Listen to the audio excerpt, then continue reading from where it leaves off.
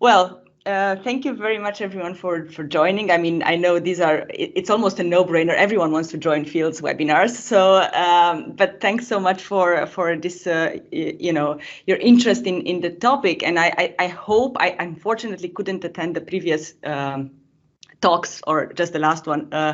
Because it's morning here in the US and I've been in other meetings so far, but they're all super interesting and I'm looking forward to listening to them later.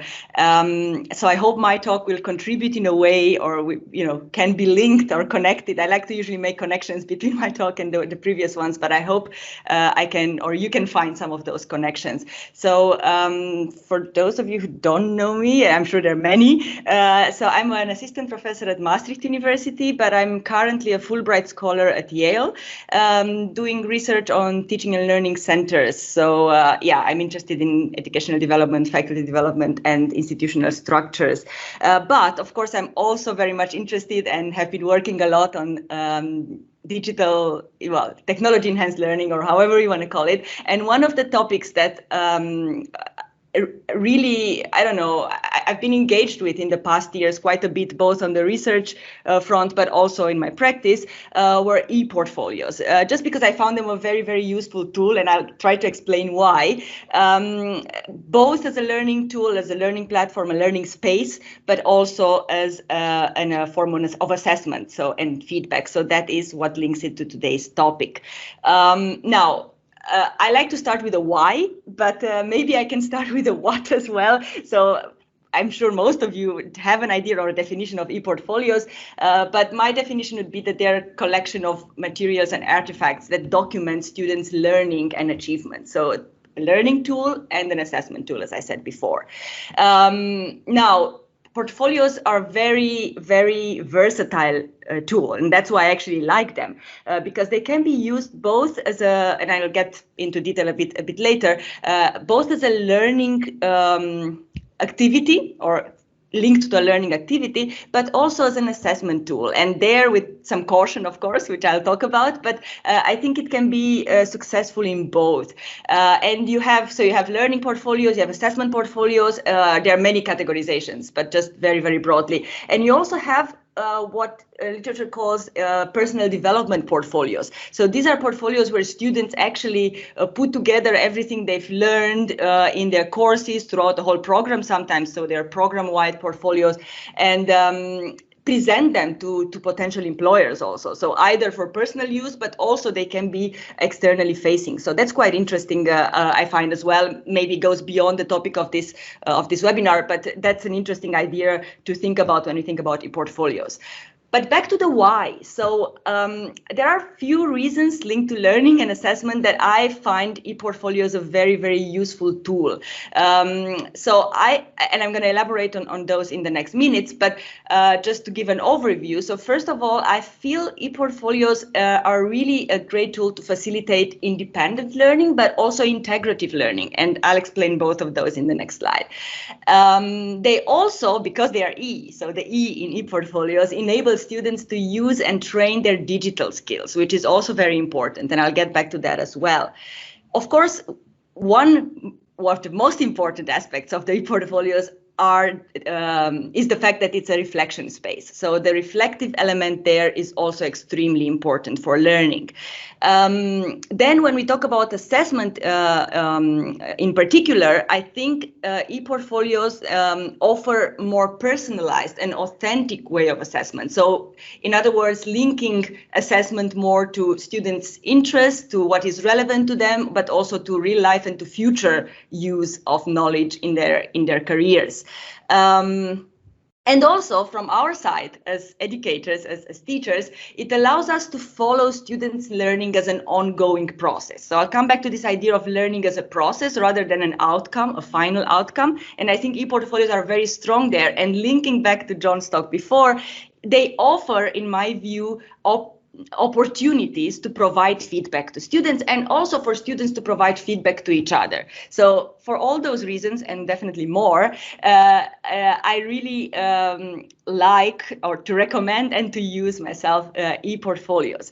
Now, I mentioned integrative learning and independent learning. So these are two aspects of what I think of as deep learning. Deep authentic learning, let's put it like that. So first of all, the integrative aspect. So I think what we want our students to get out of our courses is learning how to make connections, not only among things from your course, but definitely that too, but between courses, between what they learn in different courses, and also, why not, between what they learn and what they have learned previously, or their own experience. So those connections are extremely important, and portfolios, especially ePortfolios, because of their linking and different media that they allow, can really support students in doing that on a longer for a longer period. So because they do it during one semester, or at least during a few weeks, they can really collect materials, create materials, create knowledge, but also make connections between those things, because learning is really all about those connections. And I feel that portfolio tools really support students in doing that. And also, as I just mentioned, from the side of the teacher, it's really important because looking at an ePortfolio, either as a form of learning or as assessment, it allows us to evaluate, or to get a glimpse, because evaluate may be a bit strong, or measure, but get a glimpse into students' learning as a process. And that's what I really like. So I see how students have progressed from the beginning, when they knew little about the topic, and how they reflected on their own progress. And I can, at different moments, discreetly provide feedback on that process itself, not only on the final outcomes that they deliver. So I really, really like that particular aspect, this idea of learning as a process, and not mere focus on the final outcome. And training students, I know that our students don't always see it that way, and don't always see the usefulness of that until they do it. But I think training them to see that learning is not only getting from A to B and just arriving at B, but the getting there is as important. And then independent learning, on the other hand, is not on the other hand, but equally important, because it allows students to take ownership of their own learning. And I think a space like the ePortfolio, or even a blog, I mean, people use it widely. Sometimes they use it more as a blog, but even a ePortfolio with different prompts allows students to really focus on, being in charge of their own learning, being disciplined, and that takes some skills. So it also takes some self-training. It doesn't happen automatically. So all we can do is support them in this, gently. But I think it's really important to provide them with this space, because often all the assessment tools and everything that we demand or require from them is sort of set in stone. Here you will have a test, you will have an essay, but this is creating a space where they can be themselves. And I'll come back to that when I talk about the E in ePortfolio. They can use different media and they can express themselves as best they can. There are some challenges here, and I'll also come back to those. How much guidance do we provide? How much flexibility do we allow them to be creative and to be themselves in this independent space? It's not as simple and straightforward as here, this is your space, but still, these are the best, how I frame the most important points about the ePortfolios. Now, as I said, the E aspect of it, the electronic aspect of it, because you used to have, and you still have portfolios, on paper. You go and present like an art portfolio with your graphics or whatever. But the ePortfolio has presents some really interesting advantages. So first of all, okay, it depends a lot on the disciplines, but the idea is that an ePortfolio provides an opportunity to train students to create work in an authentic digital environment. So they really either have to create their own website, or, it depends. If you use, for instance, many times when I used myself or with other teachers, ePortfolios, they just had students create their pages on WordPress. Of course, you can also use already ready portfolio tools where students don't need to go that far as create their websites. But really, it depends. You can leave a little leverage here for your students, and depends on your institutional setup as well.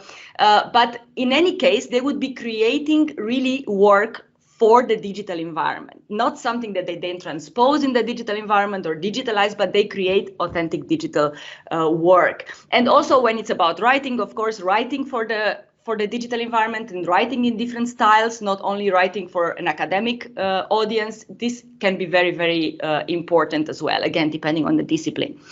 It also stimulates like the use of the different media, the fact that they can do, videos or podcasts that they integrate in their portfolio, that they can make infographics, that they can interview each other and put the video in the portfolio. These are different ways of expression that really allow students to be creative. So that is really another plus.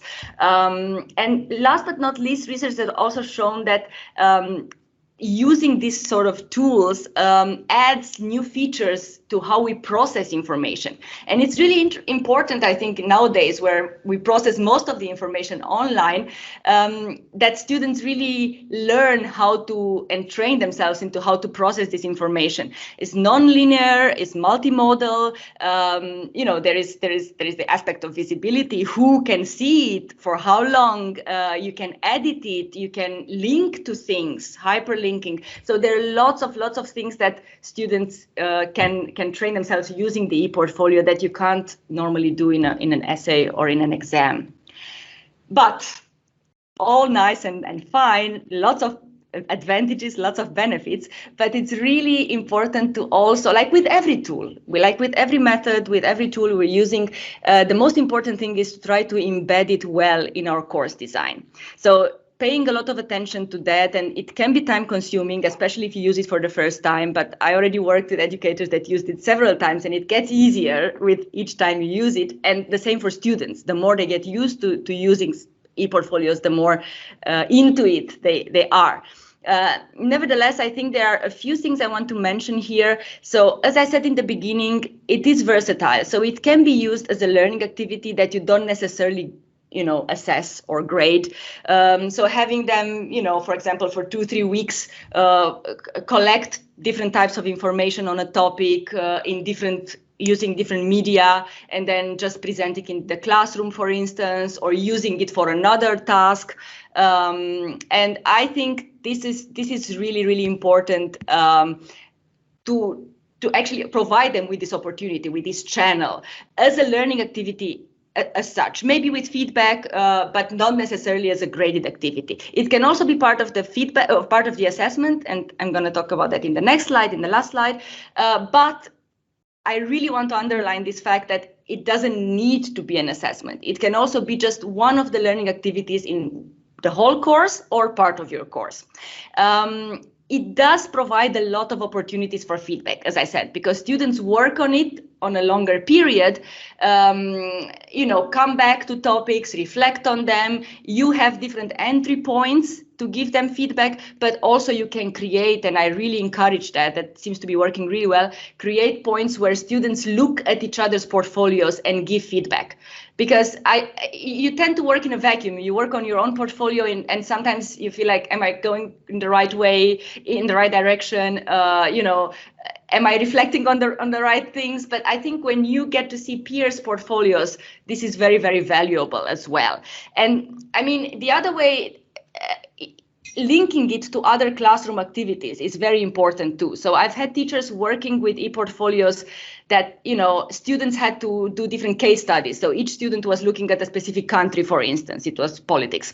And then they would actually use the information they would gather in the ePortfolios in the classroom. And you as a teacher, having read their entries for that respective week, you can actually call on them and they're prepared. So it's not going to be cold calling. So the class dynamic has a really nice nuance to it, and each of the students feels like they're an expert in a field, and I think it really gives a nice touch to the classroom dynamic and to the classroom discussions. The reflection element is important, and this is something that we need to work on with students as well, to to get them to see, to understand the value of reflection for their own growth, but also for their achievement within that specific course and that specific context. So small and big. So all this, of course, requires time commitment. But when we go into the topic closest to this webinar today, how can we use ePortfolios as assessment tools, and what are the sort of pitfalls in a way, or what are the dilemmas I see there? As I just mentioned, I really like to use it and recommend its use as a learning activity. So that's why I find it as a formative assessment tool really fits best the nature of the portfolio. Again, in my view, it can be definitely summative as well, so there is no problem with that. But it's really, I think, its strength comes out when we talk about it as a formative assessment tool, so assessment for learning, because of this iterative sort of dimension, because you can, go back and forth on the process and so on. So depending on how you use it, it can have both this developmental purpose, seeing how students develop and having them see how they develop, but you can also evaluate their learning with it as well. But now, when we talk about an evaluative role, this is always tricky because, as I said in the beginning, the strength of the portfolio is that it provides students with an independent learning space where they are sort of flexible and they have freedom and ownership of their learning. And when we want to use it evaluatively in assessment, what everyone recommends, and me included, is that we have quite clear rubrics, for instance, where you kind of show what you expect from that particular assessment. And there can be some tension here. I'm sure you already see there can be some tension here as to how much flexibility you provide them with and how much rigorous assessment you want the ePortfolio to serve as. So again, I don't have good recipe or the silver bullet here, but it's something to think about because you don't want to stifle either one or the other, but it's something to definitely think about. And this is linked to the next point, actually. Another dilemma for the teacher, independent learning versus how much guidance and scaffolding you want to provide them with. And I think here it's a little bit, and those two questions really go hand in hand, but this is really a little bit up to you and up to the context in which you use it. As I said, I feel when you use the ePortfolio for the first time, and most of the students use it for the first time in that context, I think a little bit more guidance is necessary. What I've learned is that students kind of grow into it, but in the beginning they can be quite reluctant because it's a very different type of activity and assessment than they are normally used to. But if you are in an environment where this has been used quite a lot, and I'm sure there are such environments, then you can step away a little bit and give them a little bit more freedom. Whatever you decide, the most important thing is to communicate it to them well. But I think it's really, it is an independent space, but I would not completely step aside as an educator, regardless of how much experience we have with it and our students have with it.